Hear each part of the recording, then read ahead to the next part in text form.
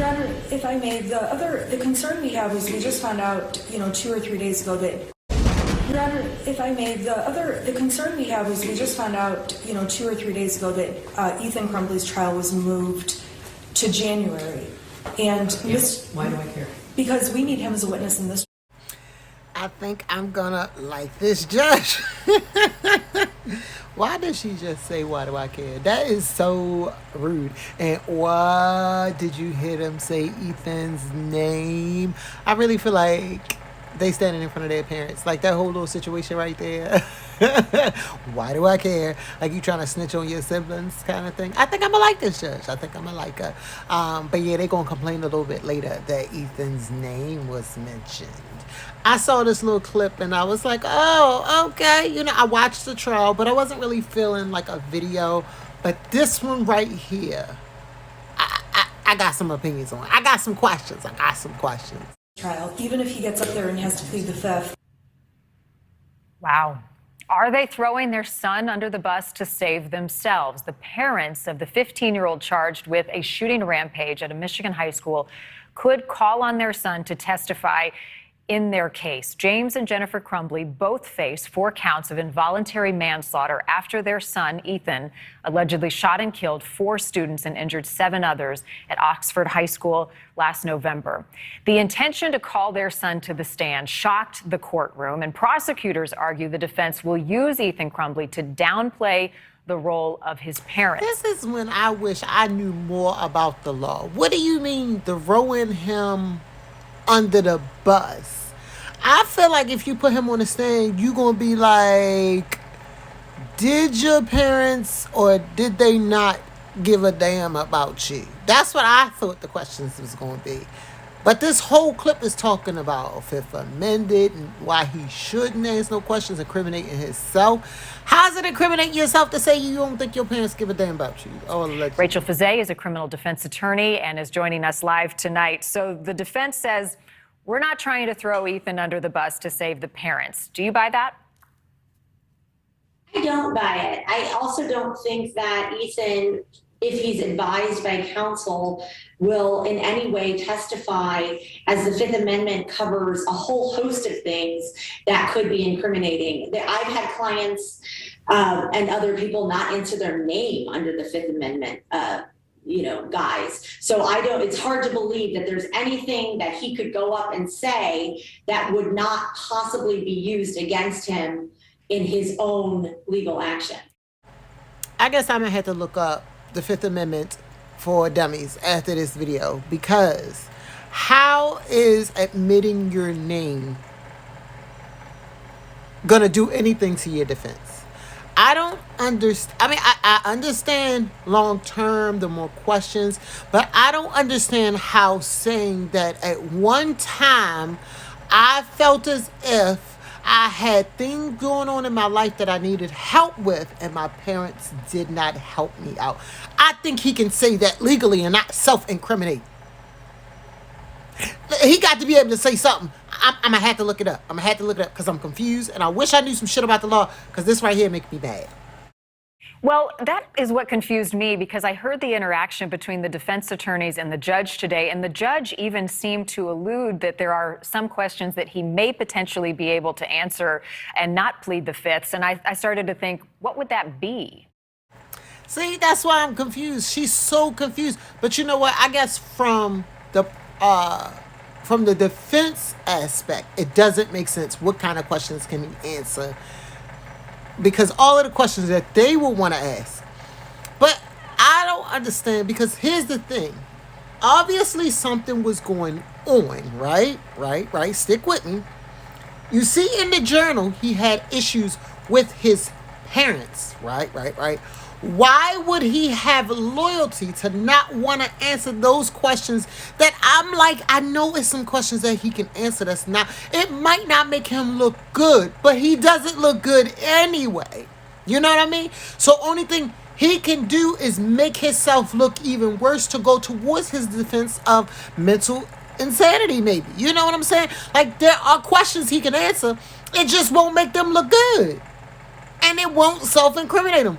in my humbled, non-knowing nothing opinion.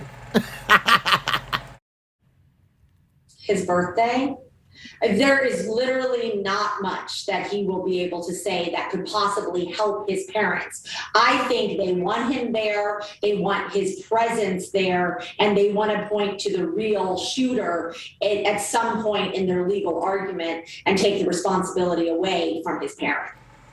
Man, when I tell you, I feel like she hit it on the nail because I was so confused. I've been watching a lot of law TV. I mean, a lot of law on YouTube. And I've been trying to catch on, but I ain't been catching on. I'm just here for the tea that I think is tea, and then I just keep it moving. I don't be knowing what they be talking about most of the time. I ain't catching on fast, nothing like that. But this, I was really confused. But that sound like that's it. She sound like she right. Does the judge have the final say if he is called to the witness stand? No, the attorneys may call him. It's whether he shows up or exercises his Fifth Amendment and doesn't even go to the witness stand. They can compel him to go up to the stand and plead the Fifth to every question that he feels that it's advised for him to plead the Fifth to. So normally the judge won't get involved as to whether he pleads the Fifth or not, but the judge may in some instances say, no, he doesn't even have to show up. He's only going to plead. Can you imagine being, 15, 16? I don't even remember how old the child is. I don't even remember. And the last time you seen Jenn and James was right before they took all of your money and left you with a penny, hired themselves lawyers, went on a run, hiding in the basement because they was scared of the threats they was getting because something you did. And now the first time you see them is in court because they want you to testify that you did all this on your own accord and they ain't had nothing to do with it and they did their best and you don't blame them. You just take all the blame. Can you imagine? Can you imagine? Hey, Jen. Hey, James. No, let my people free. They did nothing. I did it all. Can you imagine the audacity? The audacity. OMG. But his mental competency is still in question. Can you call someone to the stand when you're not even sure if they can adequately answer your questions? They're still under evaluation. That's a very good point. And as he's under evaluation, he shouldn't go up and answer questions, as that would show that he could possibly answer questions. And again, it hurts his case when he tries to show he's incompetent. I don't see how him and his parents here are not at complete odds in what they're trying to do.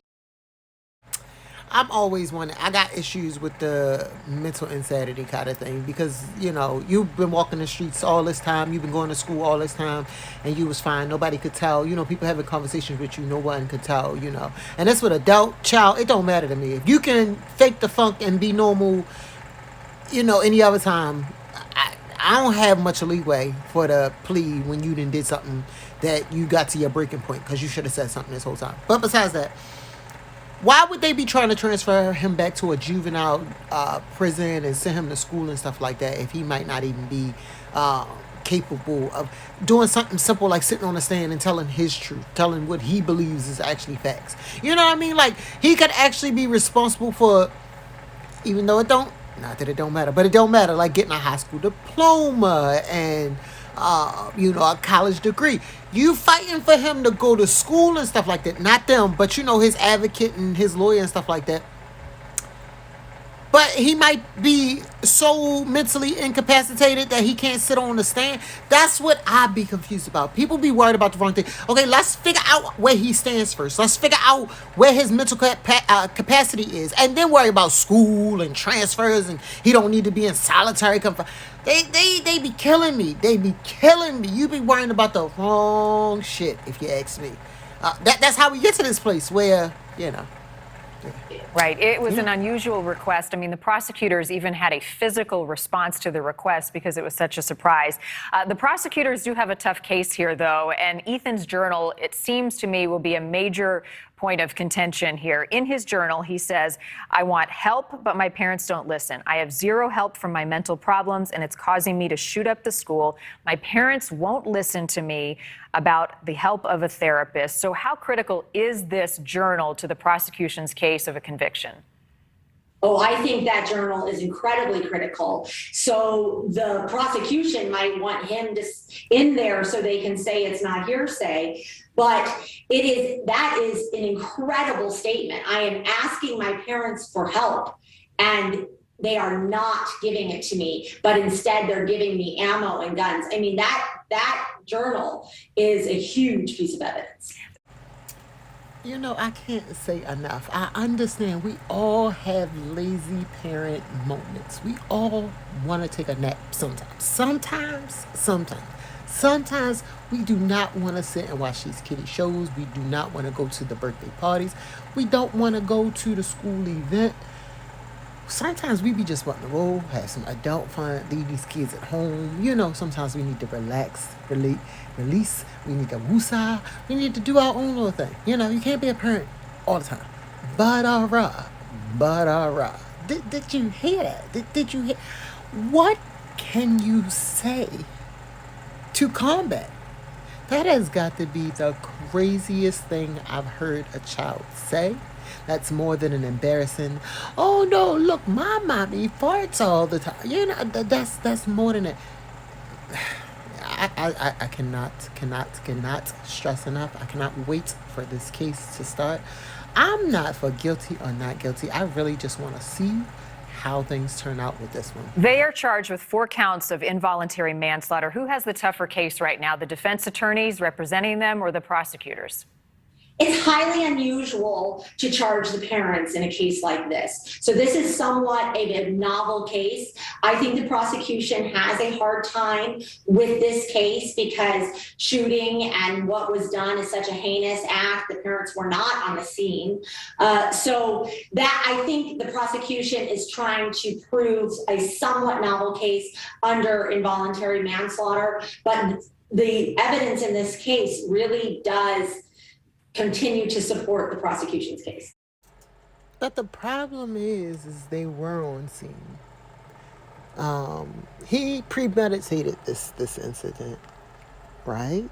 And I understand they did not know the specifics of his premeditation, but they were aware of specific incidences that were concerning, and they were actually on scene a little bit before, but after his premeditation. So, by process of elimination, you know how you be riding with a friend. Well, not you be, because it's not normal, but they commit a crime and you guilty by association. When you left and you were notified of the shooting that occurred at the school and you immediately ran to the weapon, I feel like that was still in the vicinity. You know, you had an idea of a crime being committed. The only thing they got going in their favor is that they called the police, or one of them called the police. I think the dad, I don't know, maybe both, I don't know. Somebody called the police and was like, I think it was my son. So the fact that you maybe, you know, stood up and was like, oh, I know who did it. I'm raising my hand. Can I buzz in? You know, that gave you a little bit of points. But then you ran. Like, come on. And then we take the points back. You ran. You didn't even fess up and, face up to what was about to happen. I'd ran to you. I don't want to be locked up. But I wouldn't have left my child. Oh, I'm sorry. That's off topic. But yes. They were on the scene. They left. But they left with the knowledge that something had happened. Something was of concern. There was also some discussion today, Rachel, between the judge and the attorneys about the timing of the trial. So right now, the parents' trial is set for October. They were sort of trying to plan around the holidays. They don't want a jury to be deciding this around the anniversary of the shooting. And also that Ethan's trial is set for January of next year. The judge denied a request to move it out of the county, restricted both sides from speaking publicly. Anything unusual about the conversations they're having about the timing of it and some of these restrictions from the judge? I think the timing here may have to do with whether he's going to take the Fifth Amendment. So if he has already had his trial or pled guilty or whatever's happened to him has happened, I think the Crumbleys are trying to have their trial after that. If for some reason he has a free pass to talk at that point. So I think that was a little bit of the timing discussion as it relates to his trial following his parents' trial. Oh, how I'm wishing and hoping and praying that his case is done before theirs, which I doubt, because I think, I don't know. I'm just wishing and hoping and praying. Yeah, so that way he can speak freely, and that way it'll backfire on them, and maybe then they'll understand why they're there.